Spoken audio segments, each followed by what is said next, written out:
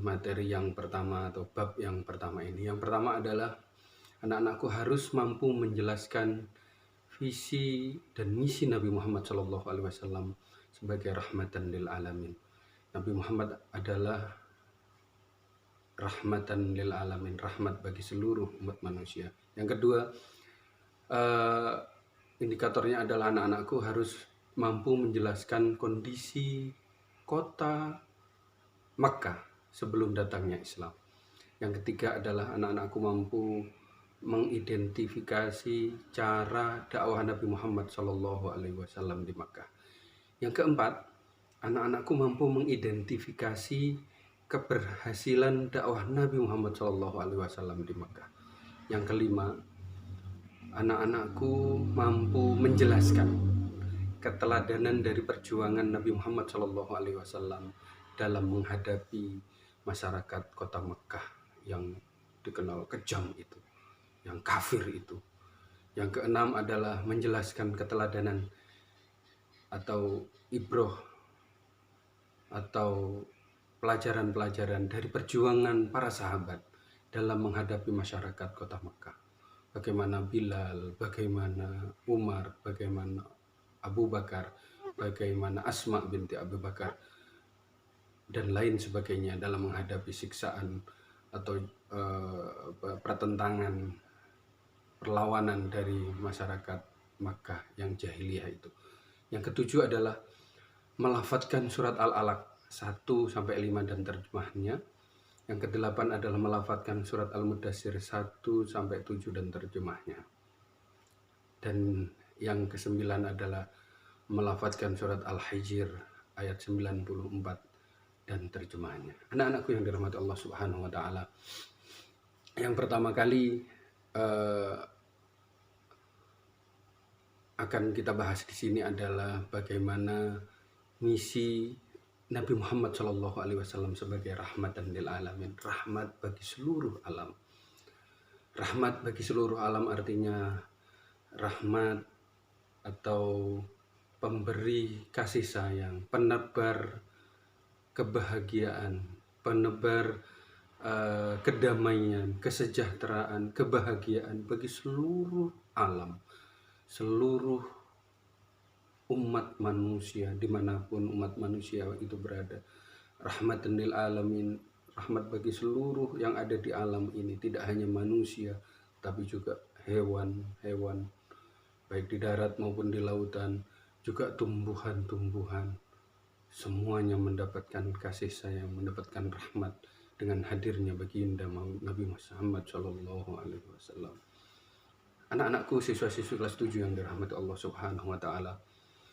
Yang kedua, ini tadi tentang apa arti rahmat lil alamin, yaitu penebar kasih sayang, kebahagiaan, kedamaian, kesejahteraan bagi seluruh umat manusia, juga seluruh penduduk bumi, dari manusia, hewan, dan juga tumbuhan serta alam ini. Yang kedua adalah kondisi, Pak Huda akan cerita tentang kondisi kota Mekah sebelum datangnya Islam. Anak-anakku yang dirahmati Allah Subhanahu wa taala, siswa-siswi kelas 7, kondisi agama bangsa Arab sebelum datangnya Islam.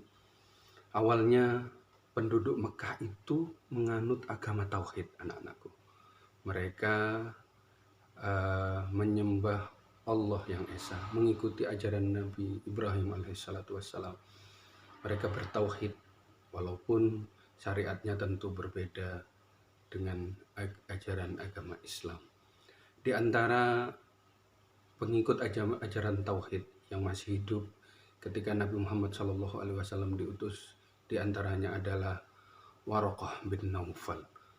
Ya, ada namanya Waraqah bin Naufal, ada namanya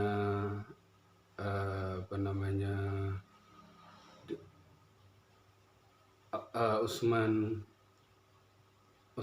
bin Huwairis, ada Umayyah bin Salat, dan lain sebagainya.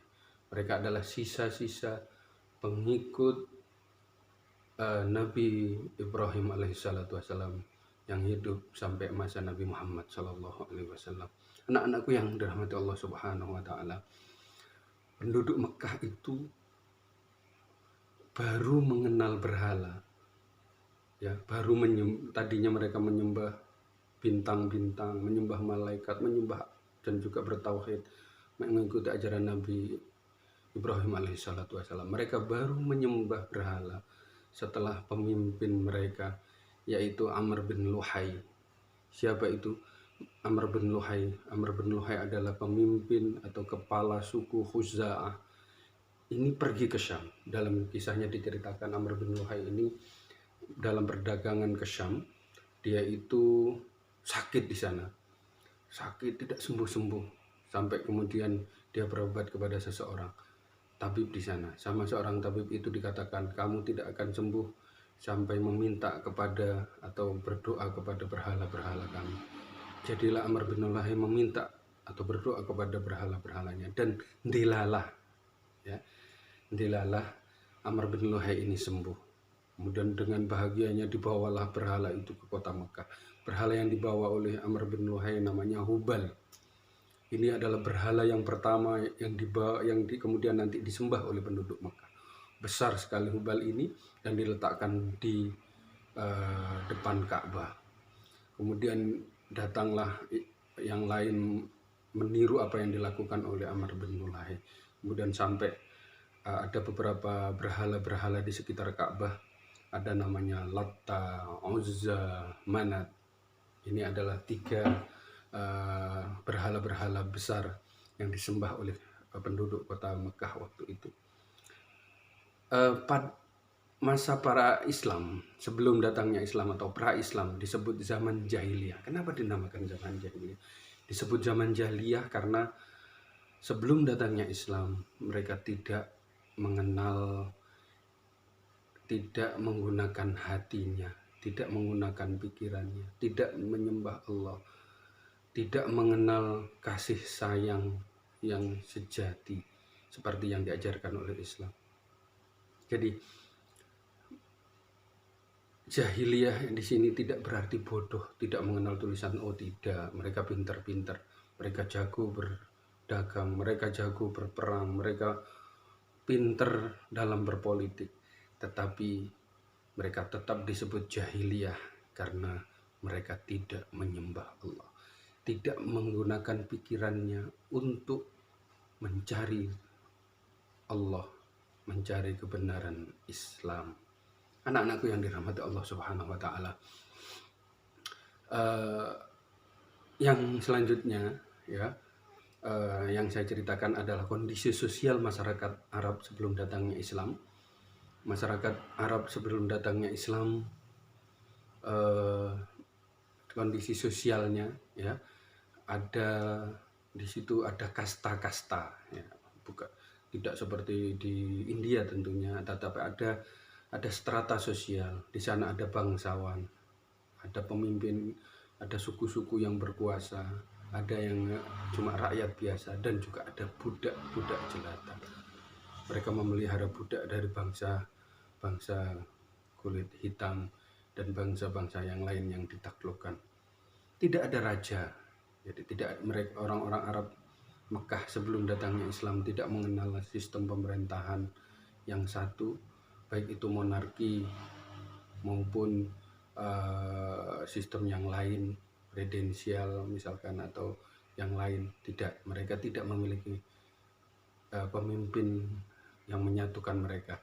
Mereka tunduk hanya kepada kepala suku masing-masing, kepada kabilah masing-masing.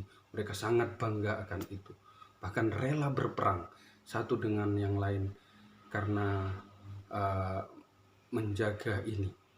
Jadi menjaga kesukuan ini. Yang kedua tentang sosialnya adalah mereka suka berperang satu dengan yang lain, suka berbuat maksiat, judi, mabuk-mabukan, berzina dan lain sebagainya sudah biasa mereka lakukan. Ini kondisi sosialnya sangat rusak sebelum datangnya Nabi Muhammad SAW. Termasuk yang paling memalukan ini adalah membunuh anak perempuannya sendiri. Mereka takut atau malu kalau memiliki anak perempuan, karenanya ketika memiliki anak perempuan maka mereka akan membawanya ke tengah padang pasir dan kemudian menguburkan anak perempuan itu hidup-hidup. Subhanallah, ya. Tetapi pada saat yang sama mereka memiliki sifat yang baik. Orang-orang Arab, orang-orang Mekah waktu itu, yang pertama adalah keberanian. Luar biasa orang-orang Arab itu. Nanti mereka akan begitu masuk Islam, mereka mengikuti baginda Rasulullah Shallallahu Alaihi Wasallam, akan tampil panglima-panglima perang yang gagah pemberani, berani sekali mereka. Dan yang kedua adalah kuat fisiknya, kuat hatinya. Mereka memiliki orang-orang yang hatinya bebas, kuat sekali, ingatannya kuat luar biasa. Ya, mereka juga sangat menjaga izzah, harga diri. Tidak ada yang bisa memalukan mereka, nyawa taruhannya bagi mereka. Terus yang ketiga, yang selanjutnya adalah mereka selalu berpikiran bebas, tidak mau dikekang, tidak mau diatur-atur. Itulah sifat bangsa Arab. Dan yang terakhir adalah al-karom atau royal. Mereka itu sangat baik hati. Ketika mereka senang terhadap seseorang, mereka akan membantu apa saja, memberikan apa saja, diberikan kepada kita yang dicintainya. Anak-anakku yang dirahmati Allah Subhanahu wa Ta'ala, dari segi politik, ya, yang selanjutnya, yang C mungkin dari segi politik, orang Arab itu seperti yang saya ceritakan tadi tidak mengenal sistem kerajaan, monarki maupun federal atau apapun. Tidak ada kerajaan, tidak ada pemerintahan, pokoknya tidak ada pemerintahan yang modern. Mereka hidup sendiri-sendiri di bawah pemimpin suku sendiri-sendiri, memiliki pasukan sendiri, memiliki pasar sendiri, memiliki aturan sendiri-sendiri.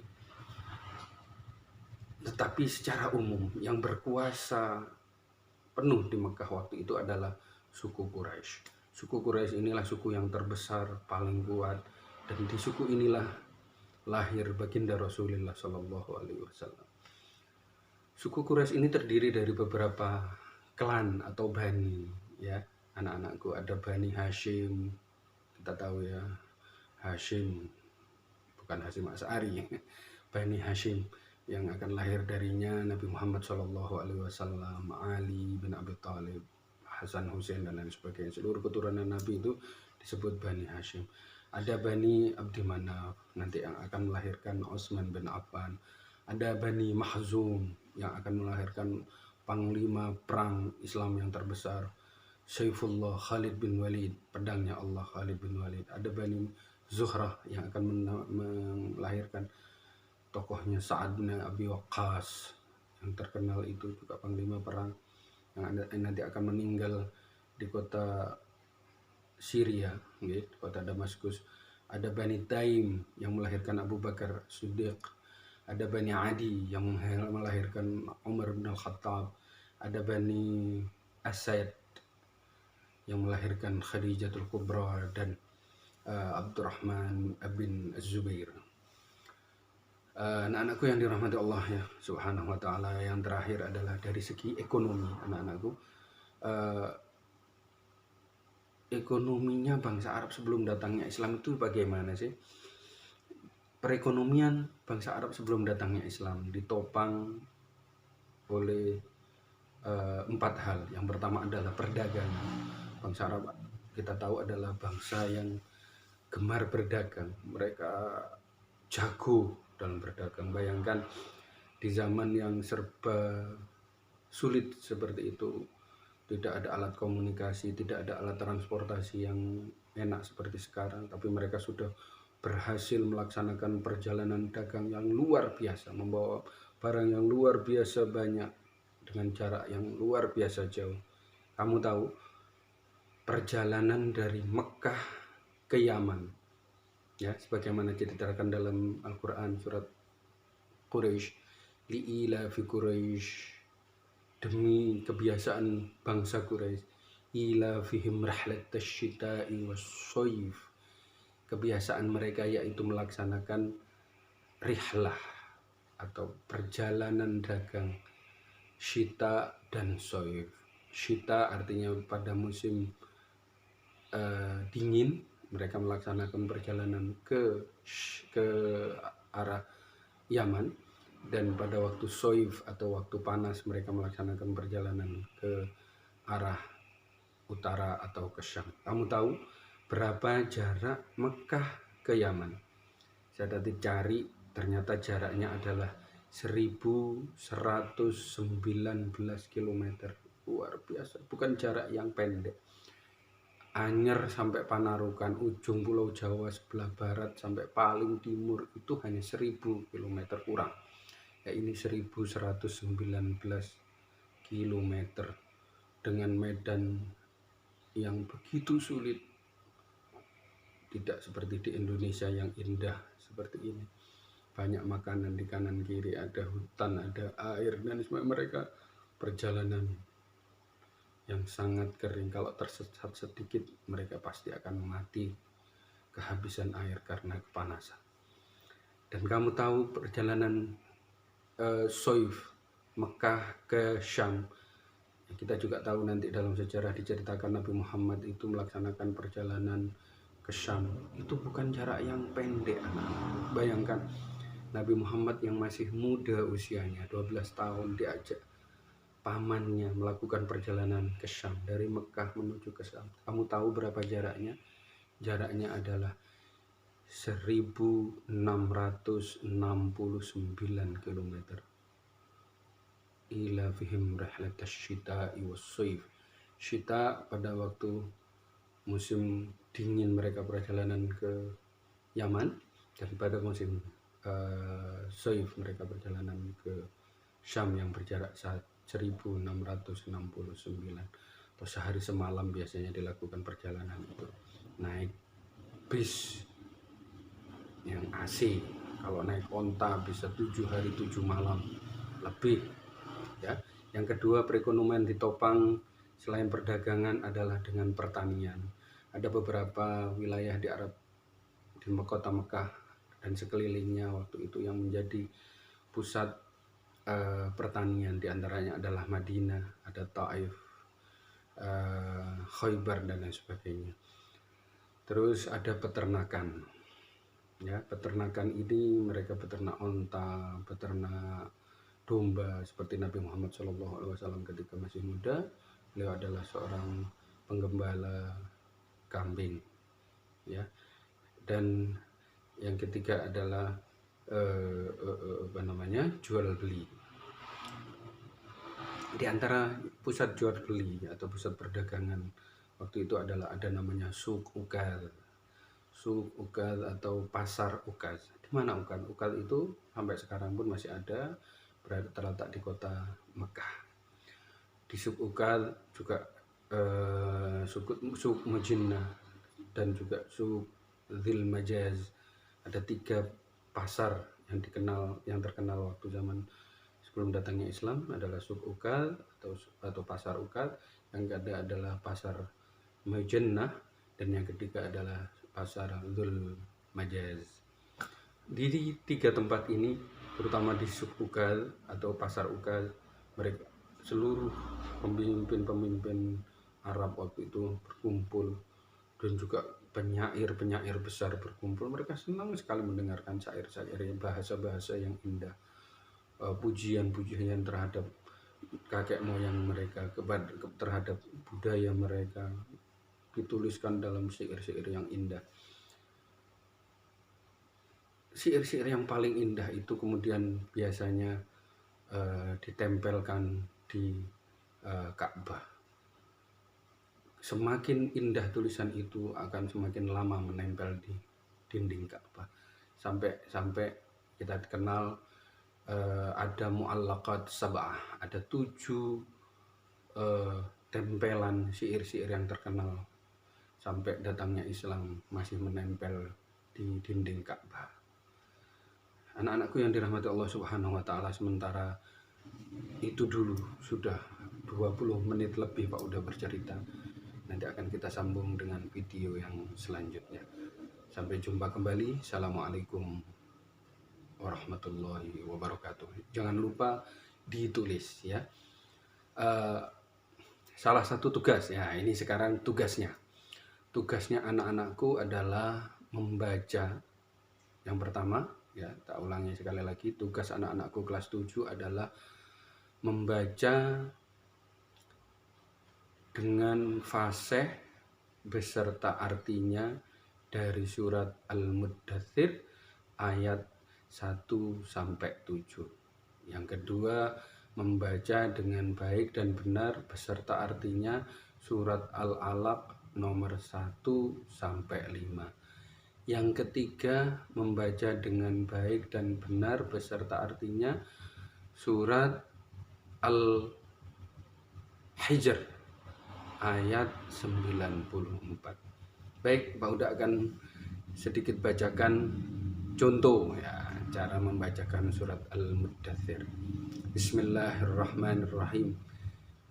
Ya ayyuhal muddatsir, qum fa'anzir, wa rabbaka fatkabbir, wa thiyabaka fatahhir, warrujza fahjur, wa la tamnun tastakthir, wa lirabbika fasbir. Ya ayyuhal muddatsir, wahai orang yang berselimut. Qum fa'anzir, berdirilah dan sampaikan peringatan. Wa rabbaka fakabbir, dan terhadap Tuhanmu maka agungkanlah. Wa thiyabaka fatahhir, dan bajumu maka bersihkanlah, sucikanlah. Warrujza fahjur, dan terhadap kemungkaran, kemaksiatan maka jauhilah. Wala tamnun tastakthir, dan janganlah kamu memberi untuk mengharap balasan yang lebih banyak. Wali rabbika fasbir, dan kepada Tuhan dan untuk Tuhanmu maka bersabarlah. Contoh dari surat Al-Alaq. Iqra bismi rabbikal ladzi khalaq, khalaqal insana min 'alaq. Iqra wa rabbukal akram, alladzi 'allama bil qalam, 'allamal insana ma lam ya'lam. Iqra bismi rabbikal ladzi khalaq, bacalah dengan menyebut nama Tuhanmu yang telah menciptakan. Khalaqal insana min 'alaq, dialah yang menciptakan manusia dari alaq atau segumpal darah. Iqra wa rabbukal akram, bacalah dan untuk Tuhanmu yang maha